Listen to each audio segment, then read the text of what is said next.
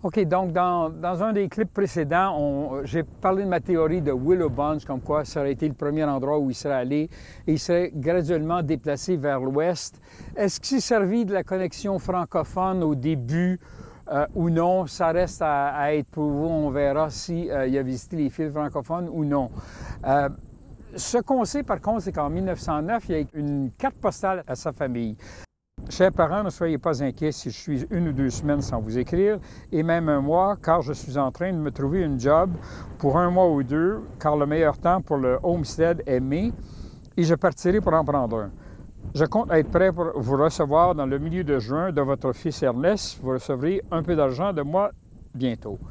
OK, il y a quelques points quand même qui sont intéressants là-dedans, qui nous en disent un petit peu sur ce qu'il essayait de faire. D'une part, bon, il envoyait de l'argent comme la majorité des fils faisaient à cette époque-là. C'est intéressant de le savoir.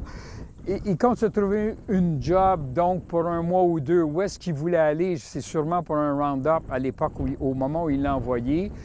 Ça dit qu'il se cherche un homestead. Ça, c'est un peu plus curieux parce qu'en 1909, il n'était pas d'âge pour avoir un homestead. Alors ça, c'est le mystère de cette histoire-là. Il aurait été obligé de tricher un peu. Il parle de recevoir sa mère. Elle devait avoir vu Will James avant de venir ici. Oui, parce qu'elle décrivait comme la manière qu'il vivait.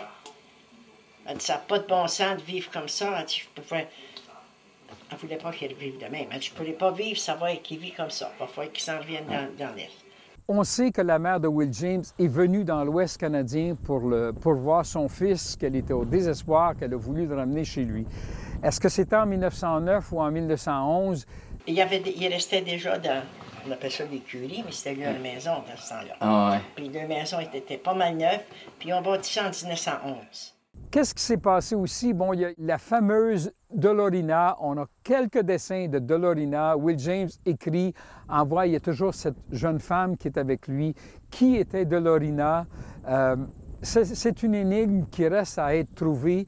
Ce qu'on sait, par contre, de Auguste Dufault, c'est que Will James est rentré chez lui après l'hiver 1909-1910, donc au printemps 1910, il est rentré à Montréal. J'essaie de trouver les indices. Donc, 1909, on a la carte postale, on a cette jeune femme qui était probablement entre 1908 et 1909, dans cette période-là, qui s'appelait Dolorina, qui nous reste à trouver.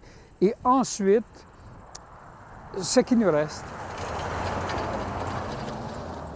Ensuite, ce qui nous reste, c'est ce qu'il y avait, c'était l'énigme de Val-Marie. Moi, ça me chicotait. Il y avait la rumeur que Will James aurait eu une cabine, quelque chose, dans la région sud-est de Val-Marie.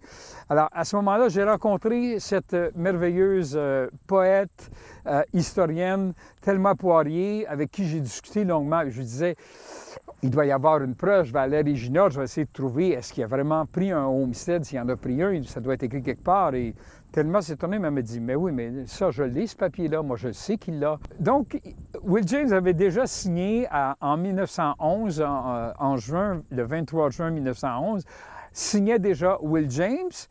Ce qui est intéressant, c'est qu'il se disait citoyen américain né en Arizona, donc contrairement à sa fausse biographie où il dit qu'il est né à Billings, au Montana. Mais ça fait partie de ce qu'il faisait souvent, changer constamment ses histoires.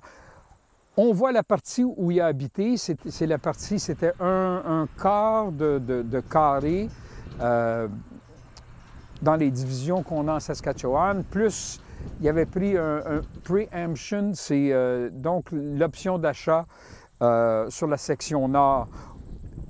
I don't have the doubt that he was here. I think that homestead application indicates that he was. You mean Will James? Yes.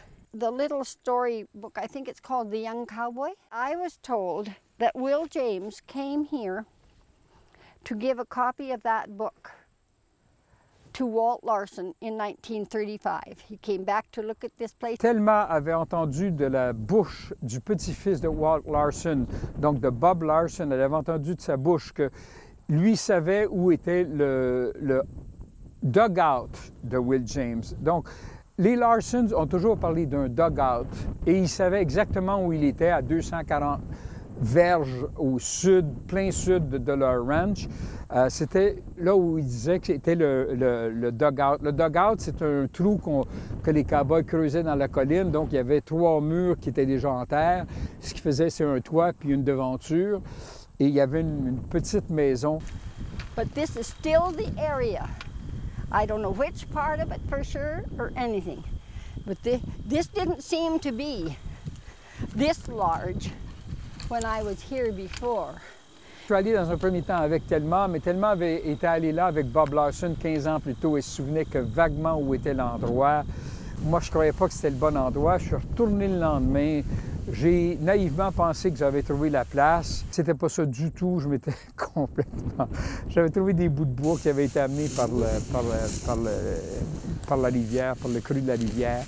Mais ce qui est surtout important, c'est qu'on a fait partir la recherche. On est retourné la semaine d'après avec l'arrière-petit-fils de Walt Larson.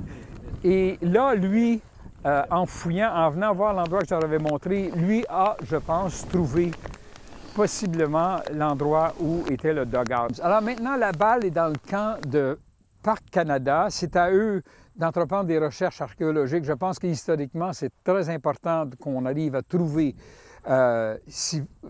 où était vraiment le dugout. This is the only mark that he personally left on this landscape, at least to my knowledge. Donc, la balle est dans le camp de Parc Canada et j'espère qu'ils vont faire les efforts pour qu'on le trouve.